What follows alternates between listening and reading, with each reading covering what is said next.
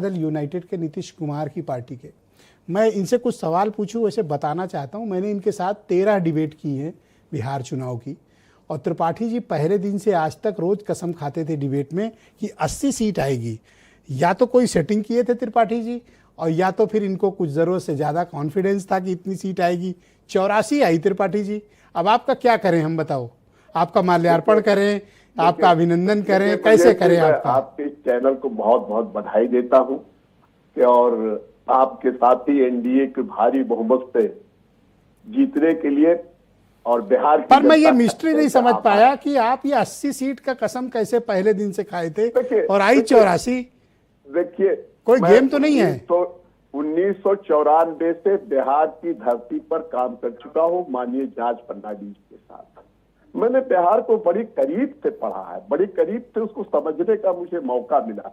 और जॉर्ज साहब एक जमीनी नेता थे और जमीनी हकीकत से कभी वो दूर नहीं गए। इसलिए बिहार में जो कुछ हो रहा था, माननीय नीतीश कुमार ने जिस दौरान सत्ता संभाली, उसके बाद उन्होंने राष्ट्रीय कार्य समिति में कहा था कि हमें 22 समीकरण को तोड़ना, और ये 22 समीकरण का इतना जकड़न है कि जो बिहार को कहीं विकास से बहुत दूर दूर तक कोई वास्ता नहीं। वहां पे आए दिन नरसंहार होता था, आए दिन लूट लिया जाता था, आए दिन महिलाएं अरे आप तो पुरानी थीसिस शुरू कर दिए। आपने तो ऐसा लगा जैसे मंच पकड़ लिया हो। अरे अभी कैसे जीते ये बताओ ना। देखिए उसके पीछे लॉजिक है, कोई इनकम्बेंसी फैक्टर नहीं था। और इस लड़ाई को सबसे कमजोर अगर किसी ने किया है तो कांग्रेस के माननीय राहुल जी ने उस लड़ाई को बिल्कुल मोड़ दिया। जबकि बिहार की जनता के मुद्दों को उठाना चाहिए था, एसआईआर का मुद्दा ले जाकर के वहां, लेकिन जनता का उसको कोई सहयोग नहीं मिला। और माननीय तेजस्वी यादव का जो है वो जड़ से खत्म कर दिया, उनके जड़ में मट्ठा डाल दिया। अरे भतीजे पे बड़ा प्रेम उमड़ रहा है आपका, तो ऐसे माननीय तेजस्वी जी राहुल हरवा दिए, भड़का रहे हो, आग लगा रहे हो। नहीं, ब्रजेश जी ये बिल्कुल सत्य है। क्योंकि बिहार की धरती पर बिहार की बात होनी चाहिए, ना कि ईडी की बात होनी चाहिए, ना तो सीबीआई की बात होनी चाहिए, ना इलेक्शन कमीशन की बात होनी चाहिए।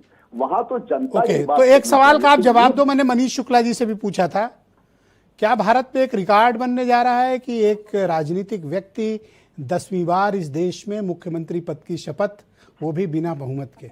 मैंने आपके चैनल से बहुत ही आपके सम्मानित चैनल पे बहुत बार मैंने कहा है कि माननीय नीतीश कुमार एक जो बिहार के लिए जो है बहुत ही सच्चे, ईमानदार और कर्मठ नेता है, जो बिहार को विकास के रास्ते पर। तो क्या वो 10वीं बार मुख्यमंत्री का ओहदा दायित्व तो संभालेंगे?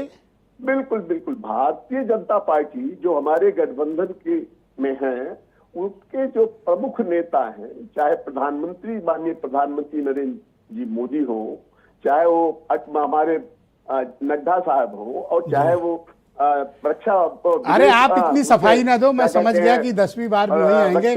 बल्कि मैं तो एक कदम आगे बढ़कर कहता हूं कि नीतीश कुमार भारत की राजनीति में शोध का विषय हैं, उन पर पीएचडी होनी चाहिए, उन पर रिसर्च होनी चाहिए। देखिए आपने तो बहुत पहले कह दिया था कि हम भारत। मैं तो कहता हूं कि जब वो राजनीति से रिटायर हों तो उनको भारत रत्न मिलना चाहिए।